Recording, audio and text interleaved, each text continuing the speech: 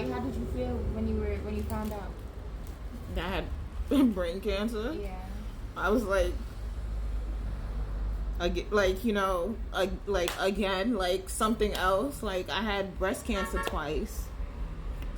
Like, can I get a break? That's how I felt. What about, like, were you mad you had to stay in the hospital? Was I mad that I had to stay? I don't think I was mad that I had to stay for 2 weeks. I feel like everything went pretty quickly, if you ask me. To me, it seemed like, from the time that I found out that I had the brain cancer to the time that I had the surgery, that the time went by quickly. Maybe because, I was still out of it, but it didn't seem that long to me. It felt like a month. Really? Yeah. It really did not seem that long. So how are you doing now? Now, well, they have me on seizure medication 3 times a day. They stopped the breast cancer medication that I was taking. I was taking Lupron, and I was taking Lupron, which is a shot taken once every 3 months. I was taking anastrozole once daily, and I was taking Verzenio twice daily. They stopped those 3 medications for right now, and I guess I'm supposed to wait until everything is completed, the radiation and the chemotherapy, in order for them to assign me something else to take.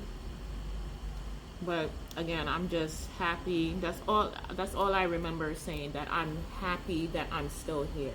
I'm happy that I'm still here. I'm happy that everything went well.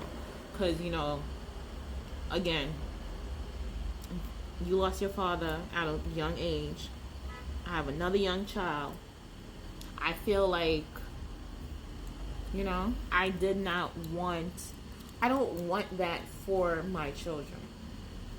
I don't want my children to have to be here and go through life without a parent. I mean, you're already going through life without one. I don't want any more added pressure or negativity to your life. Even though it's not something like, I can prevent or whatever, because I'm doing everything I'm supposed to be doing. There's just certain things in life that we have to go through, and I don't want that for you. I don't want that for any of you.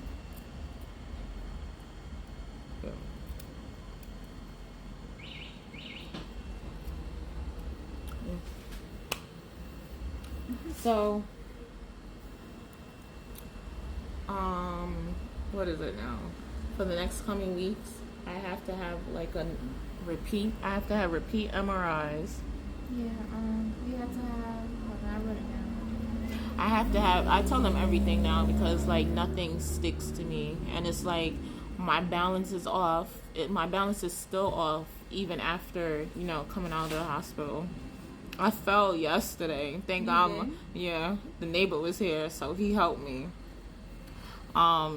Sometimes it's hard, because as I would say, like, I'm Caribbean, and my major thing is I need to work.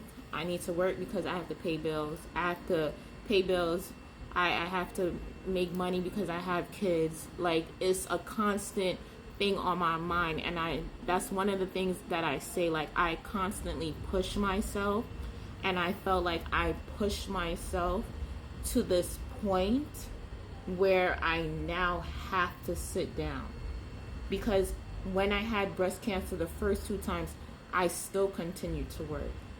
I would, if I was tired throughout the day, I would take a break and rest. I was going to chemo while I was at work. I was on my laptop typing while getting IV infused chemo while working. I did not actually allow my body to rest and recover from cancer the first 2 times, and I feel like God is telling me to sit down this time.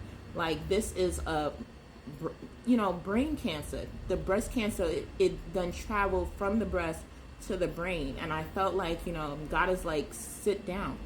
And because you're not sitting down, I'm going to sit you down. And I'm so thankful that he just allowed me another chance to continue to be here. Because, again, my thing is, I have to work. I have to provide. I have 2 kids. I have family. Yes, I have family, and they're helpful. But at the same time, I don't want to be a burden to them. I want more than what my mother was able to give to me. I want my children to be able to have more than what I had. I want, for them to have more going down the line. There are certain things in life, being a first, I'm the only child that was born here. My other 2 siblings were born in Jamaica. So even though I wasn't per se born in Jamaica or whatever, I still had to struggle. I still had to go through what other Caribbean people had to go through. And it was difficult growing up. There were things that I wanted that I couldn't have. So I always made sure to always go above and beyond to make sure that my kids always had, that they were never without. And that allowed me or pressured me, self-pressured me to force myself to, go above and beyond, even though I needed the rest. And God is telling me to sit down. Sit down. Sit down. Like, and it's hard. It is hard because, again, I have never not worked since I've never not worked since I was 16. I had her when I was 19. And I think I stopped working for maybe the 6 weeks, and that was it. I went straight back to work. The longest time I took off is when I had my youngest daughter, and even when I wasn't working during that time, I went back to school and I got my bachelor's. So it was never me not doing something. So for me to actually sit down and be still, it's like, it's a lesson in its own. It's a lesson in its own to just, just let go and let God. And I'm just grateful that I'm able to actually learn this lesson. And I didn't realize, and I was speaking to my spiritual mother, and I was like, I didn't realize how stubborn I was. Like, I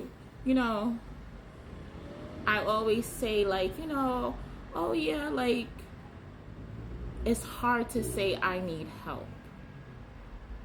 It's hard to say I need help because in a family, again, growing up in a Caribbean household, you have to work. You have to push. There's nobody else that you can rely on. Yes, you have family or whatever, but at the end of the day, you make your choices in life and you gotta live through them. Excuse me. So, yeah. It's gonna be a hard 3 months of me sitting down, but I'm gonna take this lesson and I'm gonna sit and I'm gonna recover, because at the end of the day, I do want to be here for my children. They are my top priority, and I have to be the best in order to be here for them.